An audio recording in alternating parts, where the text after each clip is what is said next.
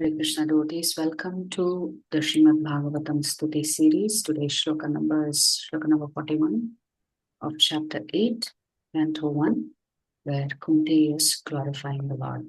Atha Vishvesha Vishvatman Atha Vishvesha Vishvatman Vishvamurte Svakeshu Me Vishvamurte Svakeshu Me Sneha Pasham Imam Chindhi Snehapasham Imam Chindi Dridham Pandushu Vrishnishu. Pidam Pandushu Vrishnishu. Word for word meaning, translation, and purport by His Divine Grace, Srila A.C. Bhaktivedanta Swami Prabhupada, Srila Prabhupada Ki Jai. Atha, Atha, therefore, Vishva Isha, Vishva Isha, O Lord of the universe, O Lord of the universe, Vishva Atman, Vishva Atman, O soul of the universe, O soul of the universe, Vishva Murte, Vishva Murte, O personality of the universal form, O personality of the universal form, Svakeshu, Svakeshu, unto my own kinsman, unto my own kinsmen, may my Sneha Pasham, Sneha Pasham, tie of affection, tie of affection, Imam, this, Chindhi, Chindi, cut off, Dhridam, deep, Pandushu, for the Pandavas, Vrishnishu, for the Vrishnis also. Translation: O Lord of the universe, O Lord of the universe, soul of the universe, O personality of the form of the universe, O personality of the form of the universe, please therefore sever my tie of affection sever my tie of affection for my kinsmen, the Pandavas and the Vrishnis. the Pandavas and the Vrishnis. Okay, so Prabhupada writes in the purport, a pure devotee of the Lord is ashamed to ask anything in self-interest from the Lord. That means pure devotees do not want to pray to the Lord and ask the Lord for any favors. They feel ashamed to trouble the Lord. But the householders are sometimes obliged to ask favors from the Lord, being bound by the tie of family affection. But Prabhupada says there seems to be an exception for grihastas.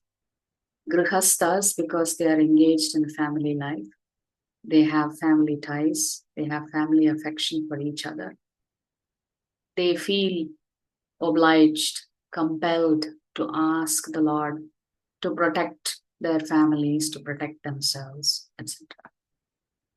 But this is a very peculiar prayer. That's not what Kunti Maharani is asking. Srimati Kunti Devi was conscious of this fact, and therefore she prayed to the Lord to cut off the affectionate tie from her own kinsmen, the Pandavas and the Vrishnis. It's an unusual prayer. Why would you pray to the Lord asking him to help you cut off the ties with your own family? The Pandavas are her own sons, and the Vrishnis are the members of her paternal family. Krishna was equally related to both the families. Both the families required the Lord's help because both were dependent devotees of the Lord. Srimati Kunti Devi wished Sri Krishna to remain with her sons, the Pandavas. But by his doing so, her paternal house would be bereft of the benefit. All these partialities troubled the mind of Kunti, and therefore she desired to cut off the affectionate tie. So, just like Arjuna was in a conundrum, Kula Dharma, Kshatriya Dharma, Here Kunti Devi is thinking, on the one hand, you are related to us through family ties, through my father's uh, side. On the other hand, you are also related to us through the side of the Pandavas. So one relation is on the father's side, another relation is from the husband's side. So Prabhupada writes, or rather he speaks in his lecture in Mayapur, that women have affection for two families. Men have affection only for one family, their own. Whereas women have affection for their family in which they were born into, and also for the family into which they are married into. So, Prabhupada explains, just like the waves of the river carry so many straws in the stream, they meet sometimes due to the force of the water, and oftentimes they are separated again due to the force of the water. So just like that, Prabhupada explains, even family relationships are like that. Sometimes we come together as a family in terms of taking birth together and being a unit. And then sometimes we are separated, both on the physical side as well as on the side of the soul. We are not always taking birth in the same family with the same soul. Sometimes the ties are so deep that it forces us to come back together even in the next life, in the following life, in the following life. But that's not always the case, you know. So in this life, maybe your mother is your mother. In the next life, maybe she'll be coming as your child. So things keep changing out of the force of time. But because Kunti Devi was in a conundrum, on the one hand, the Vrishnis and the Yadus are being deprived of the Lord's association because she's praying for the Lord to stay here so that he can spend more time with the Pandavas. But on the other hand, she knows that she is also depriving them of association. So in this case, she's saying, okay, the best thing to do is to just, why don't I cut off my ties to both, because I don't know which side I should be on, because she's related on both sides. So Prabhupada writes, a pure devotee cuts off the limited ties of affection for his family and widens his activities of devotional service for all forgotten souls. Prabhupada, actually, I remember Prabhupada saying in many lectures that as a sannyasi, he gave up his family, his own family. But in return, he got a much larger family. And that's what Prabhupada means. For a sannyasi, they give up their own family, but in the process of preaching, they get a much larger family. So essentially, all of the souls that are deprived of Krishna consciousness become their family. Their role is to actually help the forgotten devotees to revive their relationship with Krishna. So Prabhupada writes, the typical example is the band of 6 Goswamis who followed the path of Lord Chaitanya. All of them belong to the most enlightened and cultured, rich families of the higher castes. But for the benefit of the mass of population, they left their comfortable homes and became mendicants. So why does anybody leave their family? You come from a very rich family, everything is taken care of. That must mean that you're following a higher purpose, you're driven by a higher cause. And the higher cause is to rescue all of the lost souls. Therefore, in order to rescue all the lost souls, you have to give up your own family. To cut off all family affection means to broaden the field of activities. Without doing this, no one can be qualified as a Brahmana, a king, a public leader, or a devotee of the Lord. The personality of Godhead as an ideal king showed this by example. Sri Ramachandra cut off the tie of affection for his beloved wife to manifest the qualities of an ideal king. Such personalities as a Brahmana, a devotee, a king, or a public leader must be very broad-minded in discharging their respective duties. Srimati Kunti Devi was conscious of this fact, and being weak, she prayed to be free from such bondage of family affection. The Lord is addressed as the Lord of the universe or the Lord of the universal mind, indicating his all-powerful ability to cut the hard knot of family affection. Therefore, it is sometimes experienced that the Lord, out of his special affinity towards a weak devotee, breaks the family affection by force of circumstances arranged by his all-powerful energy. So Prabhupada's saying that the Lord really loves a devotee who is in a very feeble state of mind. What does he do? He breaks the family affection by circumstances.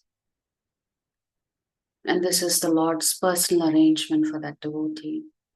By doing so, he causes the devotee to become completely dependent on him and thus clears the path for his going back to Godhead.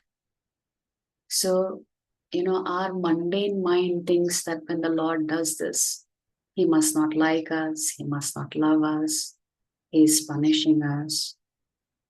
But actually, the Lord is benedicting you because by doing this, he is forcing you to become completely dependent on him. And when you become completely dependent on him, Prabhupada says the path to go back to the Supreme Lord becomes very, very clear for you. So all the barriers to going back to the Lord are removed by the Lord himself. This is how the Lord operates in the life of a pure devotee. Of course, Prabhupada is using the word a weak devotee. But this is how the Lord operates in a pure devotee's life. He takes away everything that belongs to them so that they become completely dependent. So Prabhupada in his lecture in Mayapur and also in Los Angeles on this particular shloka says, all of us feel like we are a part of the society. In so many different small units and larger units, right? Starting from a family to your local community, to your extended family, to your local community, to a state, to a country, to this world, etc. And Prabhupada cites the example of the 1947 breakup of India, where Prabhupada personally witnessed Hindu-Muslim strife in Kolkata. Of course, at that time, later on, Bangladesh also separated in 1970s, but at that time there was East Pakistan and Pakistan. So Prabhupada says that, so many people died. He just saw so many bodies on the street. He said when they were alive, one person was claiming they were Hindu, another person was claiming they were Muslim. But after death, nobody cared, Prabhupada says. There was no distinction because a dead body is just a dead body. So he says that the municipal people would just come and pick up the bodies and toss it into a van. They didn't care. You are Hindu, you are Muslim? No. Just like insects are attracted to light and they are so intoxicated by the light, they give up their life. So Prabhupada says that out of affection, a man works very, very hard in order to take care of his wife and children. And that affection is the hardest knot to break. And Prabhupada says, but just look at the Vedic civilization. So well orchestrated and organized. And that is why you have the Varnashrama system.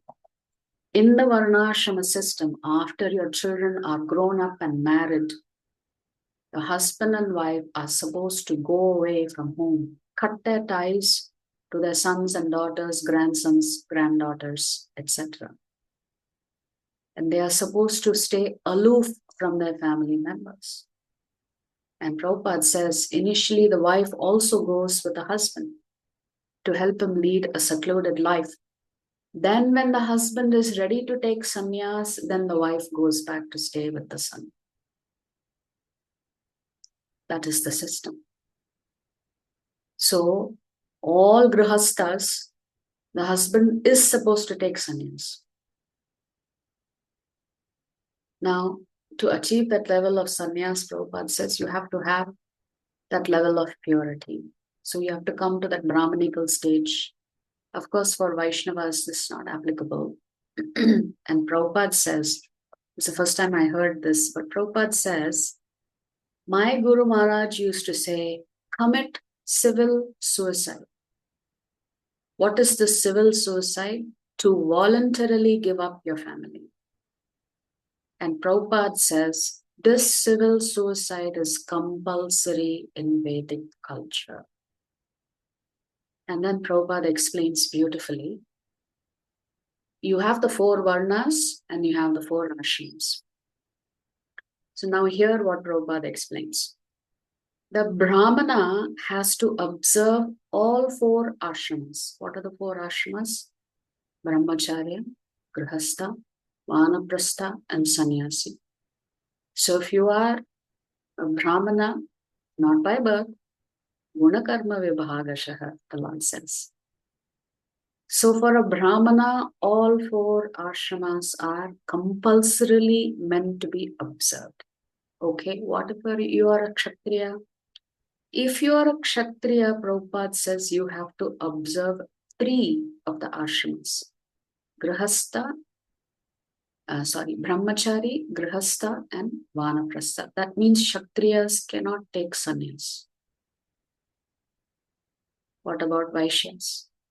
Vaishyas have to observe 2 ashramas, Brahmacharya and Grihastha. So if you are a Vaishya, you cannot observe Vanaprastha or sannyasi. Okay, what if you are a Shudra or laborer class? For the laborers, only Grihastha ashram. No Brahmacharya ashram, no Vanaprastha, no sannyas. So Prabhupada says this is how beautifully Vedic civilization was observed. And then Prabhupada says, in the Shankara Sampradaya, which is the Adi Shankara Parampara, only Brahmanas were allowed to take sannyas. And you have to be born into a Brahmin family in order for you to take sannyas ashram. And even so, that ashram, the Shankaracharya ashram, you should go directly from Brahmachari to sannyas. You cannot be married. That is how strict the Shankara Parampara is. But Prabhupada explains, in the Vaishnava Sampradaya, because the Lord says Gunakarma Vibhagashaha, we train and qualify everybody to become a Brahmana.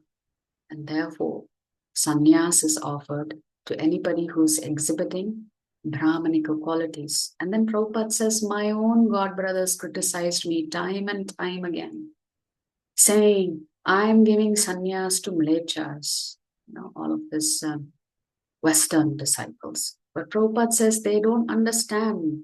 They've been trained as Brahmanas. Actually, Prabhupada says Vaishnavas are higher than Brahmanical culture. That Vaishnavas are beyond the Varnashrama system. So, and in the Gaudiya Vaishnava Parampara, if you become renunciate, you don't take the saffron cloth, you wear white. And then Prabhupada promptly criticizes all those in Vrindavan who call themselves Babajis and wearing white, but then smoking bidi, selling bidi, smoking ganja, etc. Prabhupada says, what an abomination.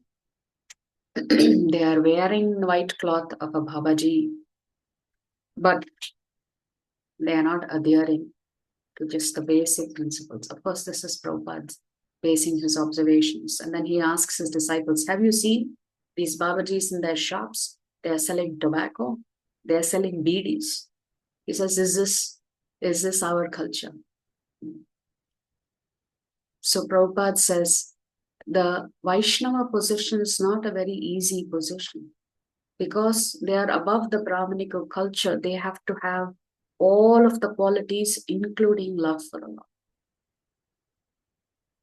And therefore Prabhupada says, my Guru Maharaj, His Holiness Bhakti Siddhanta Saraswati Thakur, Prabhupada introduced sannyas system. Until then in the Gaudiya Vaishnava Parampara, generally sannyas was not taken.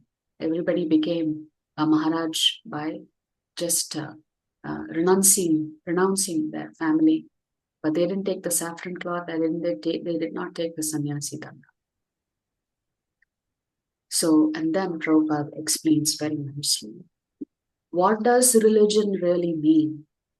Religion means we have to observe and follow the laws of the Lord.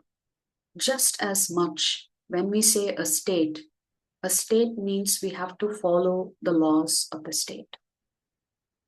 And therefore God means there is only one religion.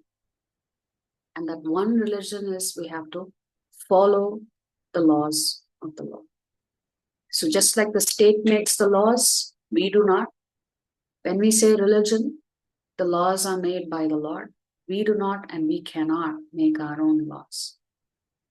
Therefore, but Prabhupada says we end up creating so many different dharmas for ourselves. But there is only one dharma that ultimately matters.